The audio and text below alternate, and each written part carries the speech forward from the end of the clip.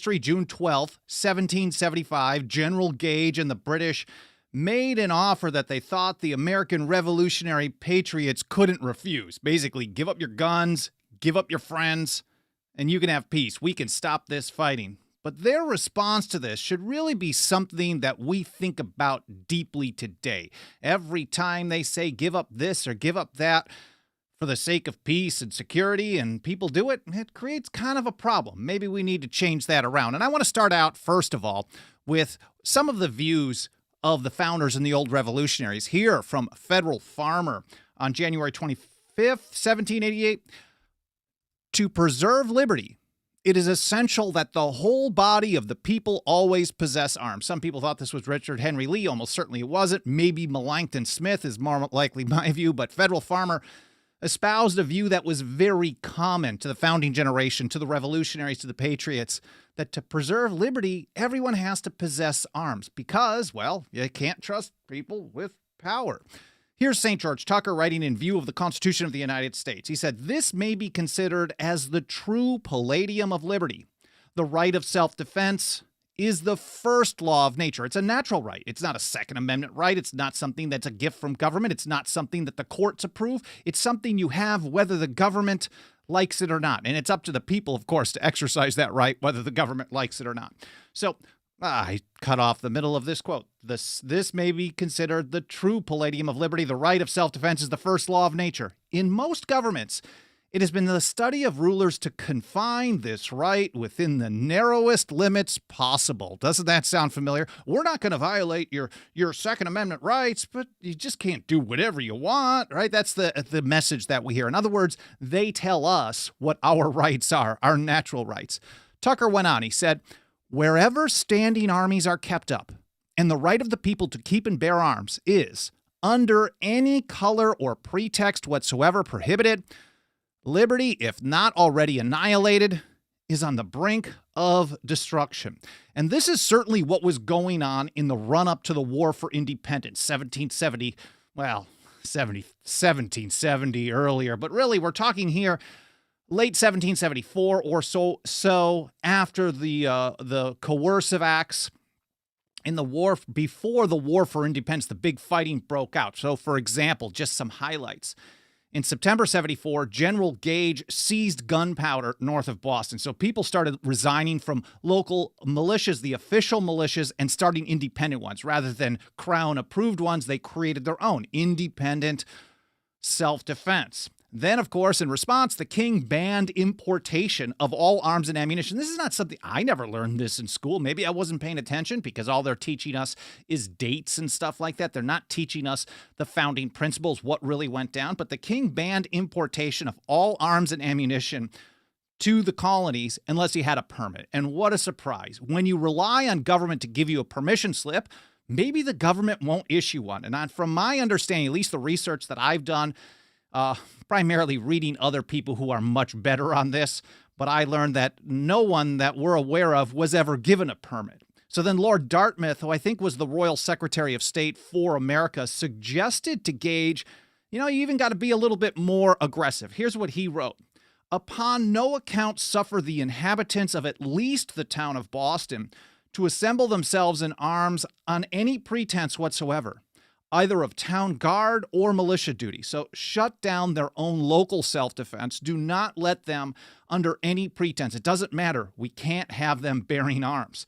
And then he got even more aggressive in another letter. He said, "All cannon, small arms, and other military stores of every kind that may be either in any magazine or secreted for the purpose," I was going to say secreted, secreted for the purpose of aiding the rebellion, should also be seized and secreted. So get this stuff, do it quietly if you need to, but, well, we know what ended up happening. And with a goal of confiscation, the British marched on both Lexington and then Concord in April of 1775. I covered this in detail in a number of episodes. One that more recently, of course, April 19th this year, it was gun control, what started a war for independence. Once they actually came to confiscate, that's when the self-defense really kicked in, and it went from non-importation and boycotts, maybe non-compliance and things like that, but really ramped up to something else. Now, I will link to that in the show notes, of course, and I'll mention that in just a moment. Now, after the fighting went on for almost 2 months, General Gage decided to offer amnesty in exchange for complete disarmament. He basically was saying, and I'll get to that in a moment, but I first want to mention that all these original source documents, other articles and episodes that I'm going to be mentioning in this episode, I publish a blog post about 1 to 2 hours after the live stream is done, and you'll be able to see that. I publish it about, what did I just say? 1 to 2 hours after the live stream is done, 10thamendmentcenter.com/path-to-liberty. And on each individual episode, not only are you going to find all the different platforms we're on, because if you're following us on the mainstream ones, YouTube, Facebook, Twitter, Twitch, LinkedIn, and elsewhere, you know we might be missing someday. So you might want to check us out over at rumble.com or odyssey.com, where we also live stream. We also have the audio-only podcast edition. We put it on every platform we can, live or in the archive. But on each individual episode that I publish a blog post for, there's also a show links section. So you can say, hey, dude, you mentioned this offer of amnesty document from General Gage, and I can't find it. I can't find it in my search engine. Well, I will link to it in the show links section, which you just have to scroll down on that blog post so you can read and learn more in context on your own time. And while I'm here, I just want to take a quick moment and say hello and a huge thank you to everyone joining me for the live stream. I appreciate you here live or in the archive, but I can't say hello because I don't know if you're here in the archive. But there's Joseph Bonamolo and a bunch of other people over on YouTube, Whitebearded GNU, Alt Reality, Douglas Fox, Dixie Strong, Cowboy Roy Rogers, King Nobody, Dave Simmons, Tyler, Senator DT, Larry Clark, MRGF, Haji, Salt Lakers, and everyone else. I know I'm missing a few people, but I really appreciate you being here. Whether this is your first episode or you've been here for every single one since day one. Anyways, let's get back to General Gage's offer of amnesty. Here we are, just about 2 months after the fighting broke out. June 12th, 1775. General Gage had this big offer ready to go. And I wonder if I don't know if they were just arrogant sociopaths and thought the people would go for this and buy the garbage that he wrote. I'm not even going to get into all of it, but you can read it on your own time. But the end result was really just give up your guns, give up your friends, don't do anything, we won't kill you. I'll get to that in a moment, but it basically started out with this. The infringements which have been committed upon the most sacred rights of the Crown and the people of Great Britain are too many to enumerate on one side and are all too atrocious to be palliated on the other. In other words, they're basically having like a declaration of causes themselves. Wow, you guys are attacking us. It's like the list of grievances in the Declaration of Independence. It's so numerous, we can't even put together the list. You've been attacking us, even though they were there on a gun confiscation program. We know they had been doing this for months. We know that some of the correspondence between Dartmouth and Gage got out. It was released, and people learned that this is the type of thing that they were going for. We saw it playing out in practice. Somehow he thought that publishing this idea, maybe he was going to get people on the margins who weren't ready to do the fighting yet. But he said, you guys are the ones committing violations of the most sacred rights of the king and the people of Great Britain, not the other way around. He goes further. He said, a number of armed persons, to the amount of many thousands, assembled on the 19th of April last, and from behind walls and lurking holes, attacked a detachment of the king's troops, who, not suspecting so consummate an act of frenzy, unprepared for vengeance, and willing to decline it, made use of their arms only in their own self-defense. And of course, government always looks at things like this. If government has a decree, they're going to take your property, they're going to violate your natural right of self-defense. If they're going to take something from you, they get to do it with impunity. And any response to that, any disobedience, any non-compliance, any self-defense to that is an attack on them, and then they can attack you. And this is what we see with foreign policy all the time. The American empire stages their forces all over the place, and then if there's ever a time where people locally get a little uppity, and they want to do some self-defense, the empire says, well, you attacked us out of nowhere, unprovoked. It's always unprovoked, and that's the mentality of sociopaths, psychopaths, empires all through history. Gage goes on, he says, the actions of the 19th of April are of such notoriety as must baffle all attempts to contradict them, and the flames of buildings and other property from the islands and adjacent country for some weeks past spread a melancholy confirmation of the subsequent assertions. So basically, he doesn't say anything about how they were trying to take the people's natural right of self-defense, take their arms, take their ammunition. None of that matters, because what the government decides to do, when government is sovereign and government holds final authority, and you rely on government to limit itself, this is what government does. And we see this playing out in our own time as well. And he goes further. He said, I avail myself of the last efforts within the bounds of my duty to spare the effusion of blood, to offer, and I do hereby in his majesty's name offer and promise his most gracious pardon to all persons who shall forthwith lay down their arms and return to their duties of peaceful subjects. So lay down your arms, don't resist. Let us take your arms. Now, of course, we know that Gage, in this kind of run-up to this, also had this kind of a deal with some people in Boston, said, okay, you can leave the siege that we're laying on you, and you'll get whatever you leave with us back. And then he didn't. He reneged on that, but that's a whole nother side story that you can read about.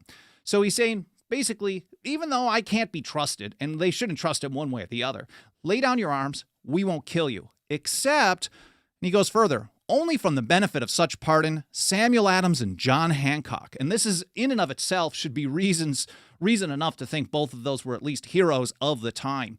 Accepting only from the benefit of such pardon, Samuel Adams and John Hancock, whose offenses are too flagitious a nature to admit of any other consideration than that of condign punishment. So even if they give up, they bend the knee, they never fight again, they never do anything, Samuel Adams and John Hancock were so evil to the empire that they were going to be punished. So the short version is, give up your guns, give up your friends, we're not going to kill you.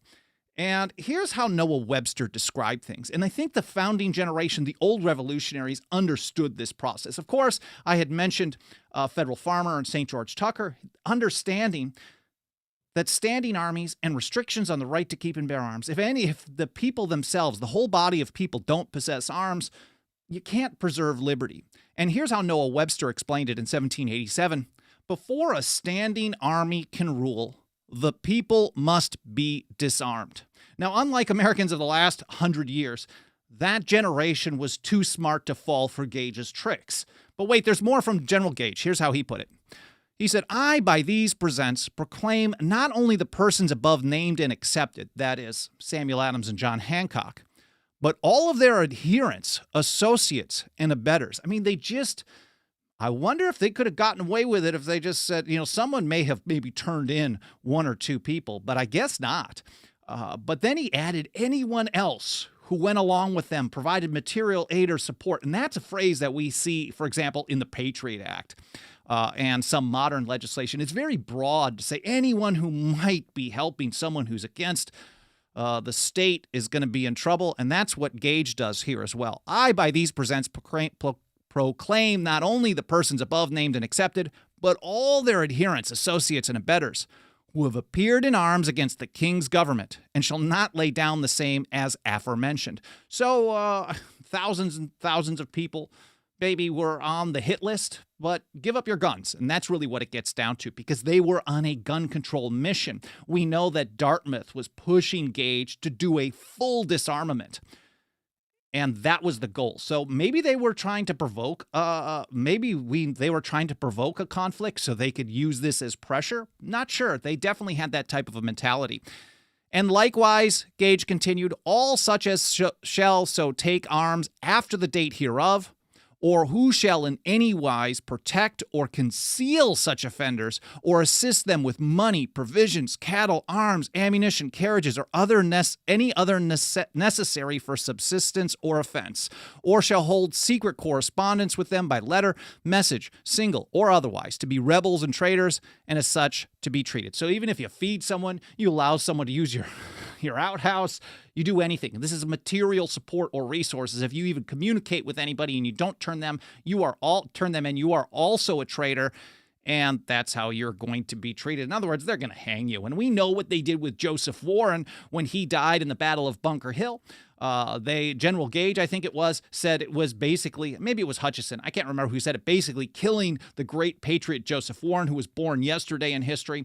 At Bunker Hill, they said was like killing 500 regulars. So they just bayoneted him completely on the hill until he was unrecognizable. And I think it was like a dental match or something. Paul Revere basically ended up identifying him. But anyways, so this is where Gage also announced martial law. So I'm only doing this for your own good, for your own safety. Things are pretty crazy, so we need the law martial, is how he put it. But the colonists didn't take too kindly to this offer. And with John Hancock as president of the Second Continental Congress, just a couple of weeks later, I guess July 5th. No, I can't remember if it was the 5th. Let me look at the date here. Well, it was 17. It was July of 1775. It may have been the 6th. John Dickinson and Thomas Jefferson wrote the Declaration of the Causes and Necessity of Taking Up Arms. In essence, it was a response to what was going on, the fighting at Lexington and Concord and beyond, and it was also a direct response to Gage's offer of amnesty. They write, "But why should we enumerate our injuries in detail? By one statute, it is declared the Parliament can of right make laws to bind us in all cases whatsoever. What is to defend us against so enormous, so unlimited a power?" So they're also discussing the fact that the Declaratory Act of 1766, which claimed unlimited centralized power in all cases whatsoever, that exact text, you can't go through all the problems that you have, just like Gage was saying. There's so many things that you've done wrong, we can't even list them out. And they basically gave the same kind of response. I haven't really thought about it in that perspective. Maybe it was kind of a jab at him there. But they go a little further. General Gage, who in the course of the last year had taken possession of the town of Boston in the province of Massachusetts Bay and still occupied it as a garrison, on the 19th day of April, sent out from that place a large detachment of his army, who made an unprovoked assault on the inhabitants of the said province at the town of Lexington, as appears by the affidavits of a great number of persons, some of whom were officers and soldiers of that detachment, murdered 8 of the inhabitants, and wounded many others. So here on the Patriot side, they're pointing out, well, they did send an army there, and no one's claiming here to know the exact history of something that we didn't see with our own eyes. And when you march an army on people and you go to take their tools of self-defense, there's going to be times where those people don't like it. And that's one of these times. This is one of these times in history where the people had the courage to say, no way, we are not giving in on this. They go further. From thence the troops proceeded in warlike array to the town of Concord, where they set upon another party of the inhabitants of the same province, killing several and wounding more, until compelled to retreat by the country people, suddenly assembled to repel this cruel aggression. So they're saying, no, you marched on our people here. You came after us. We responded. They go further. The general, further emulating his ministerial masters by a proclamation bearing date on the 12th day of June, after venting the grossest falsehoods and calumnies against the good people of these colonies, proceeds to, quote, declare them all, either by name or description, to be rebels and traitors, to supersede the course of the common law, and instead thereof to publish and order the use and exercise of the law martial. So if they got a problem with martial law, they don't like military rule. They had an experience with troops being stationed in Boston, for example, just a few years earlier. They point out that his troops have butchered our countrymen, have wantonly burnt Charleston, besides a considerable number of houses and other places. Our ships and vessels are seized, of course. They closed off the port of Boston. This was a blockade, which is an act of war. Blockades, sanctions, these are acts of war. They don't call it that today, but they certainly are. The necessary supplies of provisions are intercepted, and he is exerting his utmost power to spread destruction and devastation around him. And this is what they're going through. They're kind of enumerating some of the problems, but they said, ultimately, we don't need to, as long as you claim the power over us in all cases whatsoever. That's what John Hancock mentioned at his Massacre Day oration. I think it was 1774 that he gave his speech. He said, look, taxation without representation is merely an outgrowth of this claim of power over us in all cases whatsoever. Going further, they say we are reduced to the alternative of choosing an unconditional submission to the tyranny of irritated ministers or resistance by force. Unconditional submission.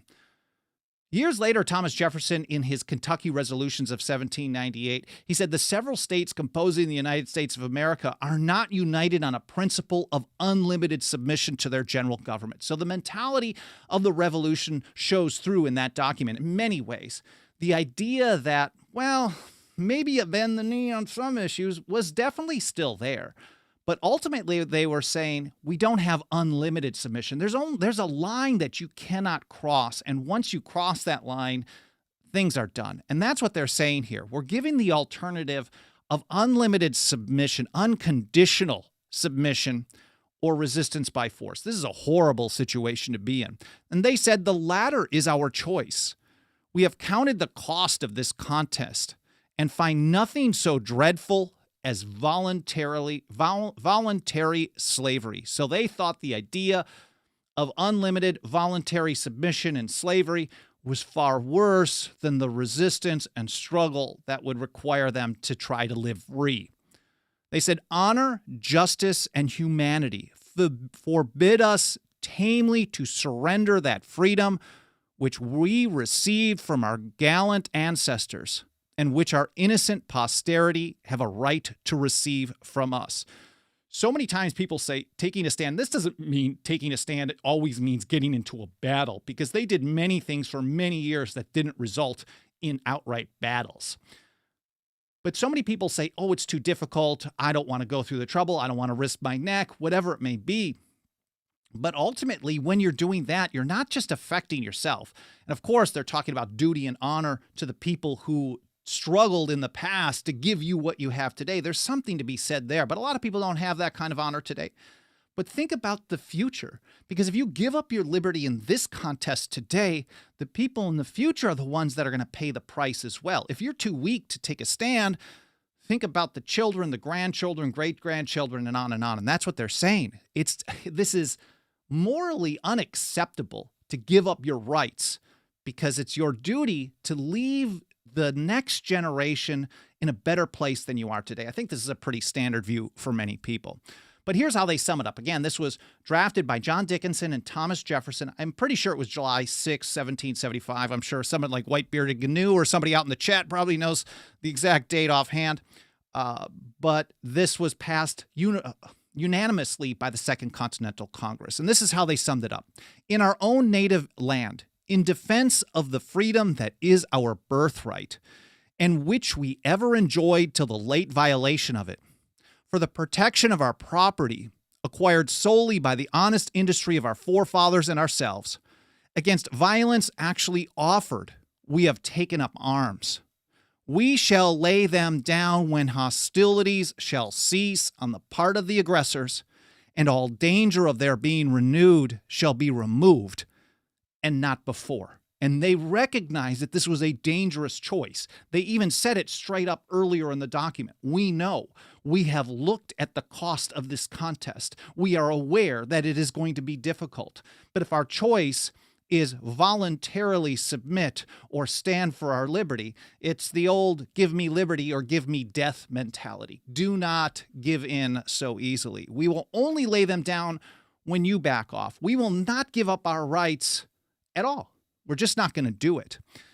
Here's how T.J. Martinell summed it up in another article that I will link. It's called No Deal When the British Offered Amnesty for Gun Control. He said, never trusting gun grabbers is a lesson modern Americans would do well to heed. Unfortunately, at almost every turn, people have basically allowed the gun grabbers to do what they do.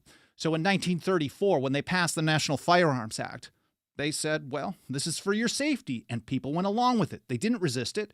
People went through the government process of getting the permits, paying the taxes. And of course, they expand on that in the Gun Control Act of 1968. And then it has amendments in 1986. And then you have the Undetectable Firearms Act of 1988, the bump stock ban of 2018. We have the pistol brace situation. Well, we're seeing some opposition to these on a small step already. We're starting to see opposition. Well, and that one so far pretty big. I saw a number that somewhere only around 1% of people have turned them in. So that's very positive when you're talking about the pistol brace ban, but we have to go beyond just not making it worse, because as long as they still have these other gun control measures on the books, there always is going to be people who get in power that do what the current and the previous administration both did, which is just use language, manipulate language, redefine things, and shoehorn their new gun control plan into a law that's already on the books. And as long as people allow those to stay there and allow them to stand and be enforced, then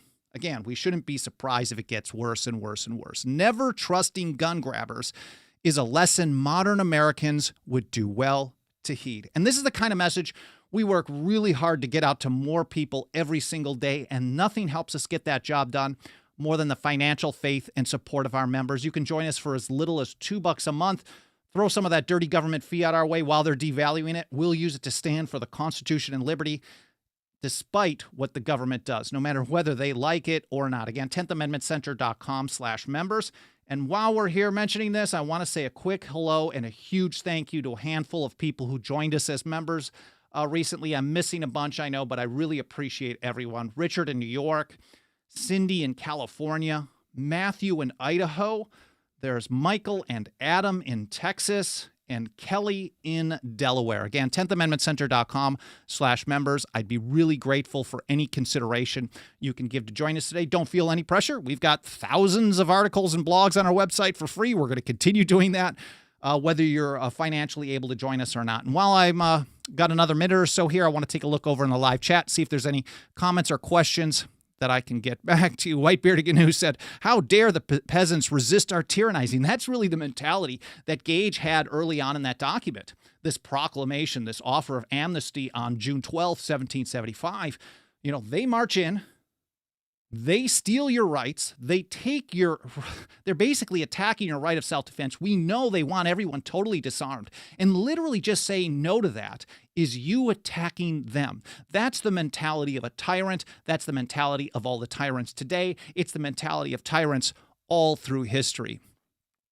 Let me take a look a little further. Subjects. I didn't vote for you, says M. Gabriel. That's a good one. Douglas Fox says only kings have subjects. Well, people can be voluntary subjects if people basically look to the government to limit the power of government. What's the difference between a monarchy, a total centralized state, and an hereditary monarchy that has final authority on everything versus the people just choosing new leaders every few years, but still waiting for the leaders to tell them that the leaders have been doing stuff that they shouldn't have been doing all along? This is, in practice, there is no difference. As Thomas Jefferson put it, a free people claim their rights as derived from the laws of nature and not as a gift of their chief magistrate.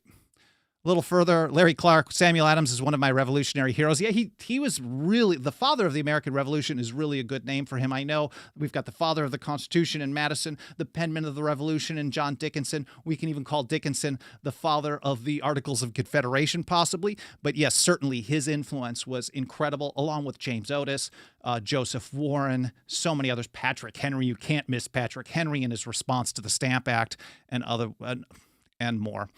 Let me take a look here. Haji says brutality and tyranny are evil siblings. And as long as government continues to believe that government has the final say over government, that's what we should expect. Anyways, I hope you guys found this interesting. I'll take a look over at the comments a little bit later today, live and in the archive. Leaving the comments certainly helps trigger the algorithms, tells these platforms to show us to more people. I really appreciate the help in spreading the word. Again, I hope you enjoyed the episode. I hope you learned something. I hope it made you think. That's more important than anything. And I hope to see you next time here on the path to liberty.